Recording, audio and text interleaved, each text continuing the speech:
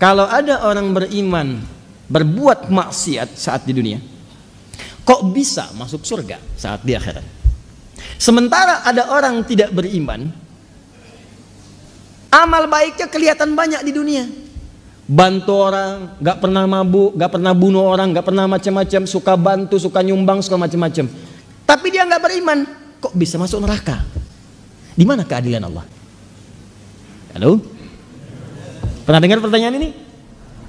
Itu pertanyaan itu kalau muncul sekarang itu sebetulnya pertanyaan yang telat. 15 abad yang lalu sudah ada pertanyaan serupa. Nah, siapa yang bertanya itu? Sayyidah Aisyah Ummul Mukminin radhiyallahu taala anha bertanya kepada Nabi, ya Rasulullah, itu si fulan belum beriman tapi amal baiknya kelihatan banyak banget, suka bantu, suka nyumbang, suka ini, suka itu. Nanti di akhirat masuk surga enggak? Anda tahu, begitu pertanyaan itu muncul, yang turun langsung surah dengan namanya Al-Furqan. Ayat yang ke-23. Tuh. Ya, kalau Anda nggak belajar nih isi-isi di Quran, kadang-kadang tuh logika semacam ini kalau iman kita lemah itu bisa langsung jatuh seketika. Dan ketika jatuh pada titik nol itu mudah diarahkan kemanapun. Ini nggak usah takut. Kalau Anda disebut oleh sementara orang kamu nggak kaya, nggak apa-apa, cukup hidup. Toh orang kaya juga kalau meninggal nggak akan dibawa kekayaannya. Silahkan cek gelarnya sama, tinggalnya sama dalam tanah. Nggak percaya silahkan, dia meninggal, antum meninggal, sama aja. Nggak ada orang dikuburkan dengan mobilnya, dikuburkan dengan handphonenya, dengan rumahnya, dengan kebanggaannya, nggak ada.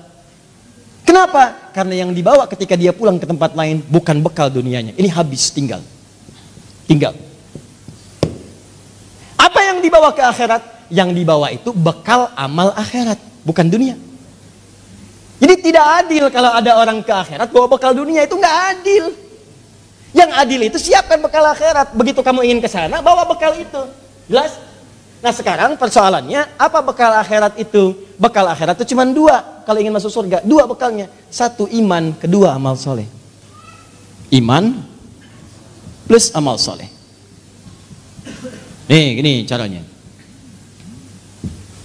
Saya ulang. Satu iman, dua apa? Amal soleh. Buka Quran surah kedua Al-Baqarah ayat 25, paling kanan sebelah atas. Wa basyiril ladzina amanu, iman, wa amilus solihati, amal soleh, anna lahum jannatin tajri min tahtihal anhar. Maka orang yang punya iman dan membuktikan imannya dengan amal soleh itu, kami akan jamin muaranya dengan surga dengan segala keindahannya. Sungai-sungai mengalir di bawahnya dengan segala ragam dan jenisnya. Ada air susu, ada macam-macam, ada madu dan sebagainya. Maka kalau Anda ingin masuk ke surga, bekalnya cuma dua. Satu apa? Iman. Kedua apa? Amal soleh. Ini bekalnya. Pertama iman, diberikan bekal semua.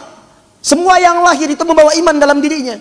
Cuman yang merubah itu lingkungannya. Kullu mauludin yuladu 'alal fitrah. Semua yang lahir dari rahim manusia manapun membawa fitrah. Fitrah diantaranya apa? Keimanan. Dari mana taunya? Buka Quran surah 30 ayat 30. Fa aqim wajhaka lid-dini hanifa. Hadapkan dirimu kepada din yang sesungguhnya, yang lurus, yang benar. Apa itu din? Islam. Tahu dari mana? Quran surah ketiga ayat 19. Inna dina indallahil Islam. Teruskan ayat yang tadi. Fa'akim wajhaka lid-dini hanifa. Din Islam. Fitratallahi allati fataran nasa 'alaiha. Itulah fitrah yang Allah berikan pada setiap manusia. Dia orang itu semua lahir ada fitrah. Fitrahnya itu beriman. Cuman sayang kata Nabi, kullu mauludin yuladu 'alal fitrah fa abawahu yuhawwidani au yunassirani au yumajjisani. Maka lingkungan abawa itu bukan cuma orang tua. Kadang orang tuanya muslim, disekolahkan di tempat yang bukan islami, terbawa, pindah keyakinan, iman hilang. Itu jadi masalah. Gaul di tempat orang yang tidak beriman, ke bawah, ngobrol, diskusi, ke bawah, pindah, hilang keimanan. Itu bekal iman tidak ada, tinggal amal soleh. Apa bentuknya amal soleh? Nih, banyak. Setiap kegiatan kita berpeluang jadi amal soleh kalau dilakukan dengan iman. Contoh, mau duduk? Bismillah. Begitu saya duduk, itu kalimat bismillah ya, itu yang menjadikan duduk saya mendapatkan pahala. Itu yang disebut dengan amal soleh. Nah, yang jadi persoalan, yang tadi itu yang pengen ke surga, dia berhasil dengan aspek yang lain, buat baik. Cuman dia nggak punya iman. Iman itu yang menjadikan amal jadi soleh. Kalau nggak ada iman, amalnya tidak disebut soleh. Amal aja. Amal itu dibagi tiga. Satu amal soleh, dua amal salah, ketiga amal aja. Apa itu? Amal adi namanya. Adi, amal rutinitas. Baik-baik, dipandang baik oleh semua orang baik. Kalau soleh itu amalan yang dipandang baik oleh Allah, itu soleh. Makanya istilah soleh itu istilah dalam Islam, istilah dalam Quran. Ada di Quran surah ke-7 ayat 189. La in ataitana sholiha lanakunanna minasyakirin. Takwa istilah Quran, iman istilah Quran. Tidak ditemukan dalam hal-hal yang lain. Itu istilah Quran itu. Istilah Quran. Jadi ketika Anda mengatakan teman-teman, amal soleh, amal yang diridhoi oleh Allah. Kapan amal diridhoi oleh Allah? Ketika ada iman dalam mengerjakannya. Anda pun sholat kalau nggak pakai iman kelihatannya ibadah, tapi Allah nggak ridho, nggak jadi amal soleh. Bahkan disebut celaka. Fawailul lil musallin, celaka orang sholat. Yang sholat aja bisa celaka, apalagi yang nggak sholat. Lihat kesimpulannya. Apakah semua orang sholat celaka? Tidak. Alladzina hum an sholatihim sahun, alladzina hum yura'un. Karena nggak ada iman, dia nggak pengen dilihat Allah, pengen dilihat oleh orang lain. Infak tanpa iman gagal, habis amalannya. Ambil ditelan bah. Infak Anda, masya Allah, 1 miliar, bikin kemudian pamflet dari Sabang sampai Merauke, bikin semua. Begitu dikerjakan batal amalan, habis. Quran surah kedua ayat 264.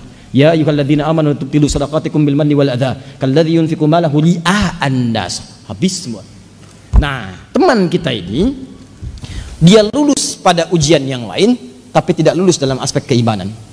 Sehingga amalnya tidak menjadi amal soleh, hanya amalan rutinitas saja. Saya ingin tanya pada Anda, kalau Anda ikut ujian, kualifikasinya mesti lulus misalnya di 3 bidang. 1 tidak lulus, maka Anda tidak masuk. 1, awas, nilai Anda tidak terpenuhi, maka Anda tidak lulus. Nah, dari 3 bidang ini, Anda 1, 2 gagal, 1 lulus. 1-nya berhasil, 2-nya gagal. Kira-kira Anda dianggap lulus tidak? Tidak. Persoalannya, ini dalam urusan keduniaan, dia lulus. Tapi dia tidak punya iman, dia gagal. Dan iman tidak bisa menjadikan amal ini menjadi amal soleh, dia gagal. Dia gagal di 2 ujian, walaupun berhasil di 1 hal. Tapi sifat keadilan Allah, ini yang paling dahsyat. Karena Allah maha adil, hei, kamu kan tidak beriman, tapi berbuat baik. Perbuatan baik kamu kan untuk urusan dunia, bukan urusan akhirat. Maka Allah pun balas semuanya saat di dunia. Karena dia mengerjakan itu dalam konteks dunia, bukan dalam konteks akhirat. Kalau tidak ada iman, maka Allah berikan balasannya langsung di dunia dan dipercepat balasannya. Saking adilnya Allah. Maka turun ayat wa qadimna ila ma amilu min amal. Quran surah ke-25 ayat 23. Kalau ada orang tidak beriman banyak mengerjakan kebaikan, dan karena tidak ada iman berarti kebaikannya urusan dunia, maka Allah pun balas dengan balasan dunia. Kata Allah, wa qadimna ila ma amilu min amalin faj'alnahu haba'an manthura. Maka saya percepat, kami percepat balasannya saat di dunia. Jadi kalau ada yang tidak beriman, misal orang tidak beriman kemudian berbuat baik, suka nyumbang, suka ini, suka ini, maka akan dibalas. Ada apresiasi, bisnisnya mudah, lancar, orang senang, bahkan ada yang mendoakan supaya dapat hidayah. Cuman kan bergantung dia mau ngambil atau enggak. Firaun juga udah pernah didatangin sama Musa, sama Harun alaihi wassalam. Didatangi, cuman dia nggak mau ngambil. Bukan nggak dapat hidayah, dikasih nggak mau ngambil. Beda antara dapat dengan dikasih nggak mau ngambil itu lain. Jadi jangan salahkan Allah ketika hari kiamat Anda dihisab. Bukan Allah nggak ngasih, Anda yang nggak mau terima. Makanya kata Allah, di dunia kami berikan, di akhirat hukumnya beda. Faja'alnahu haba'an manthura. Maka amal-amal yang Anda anggap baik tadi akan diperlihatkan oleh Allah dalam bentuk debu yang berterbangan. Indah bahasa Qurannya. Debunya terbang. Kalau debunya tidak terbang mengumpul, maka dia akan punya masa. Dan masa itu mesti ditimbang. Jadilah sebuah amal soleh. Tapi bahasa Qurannya indah. Terbang dia. Siapa yang bisa nimbang yang terbang? Burung tidak bisa ditimbang saat dia terbang. Ayo timbang saya, nggak bisa. Ya, kata burung kakatua. Nanti setelah dia ngencok di jendela, kemudian Anda bawa, simpan di situ, baru kelihatan berapa beratnya. Paham? Nah, inilah yang disebut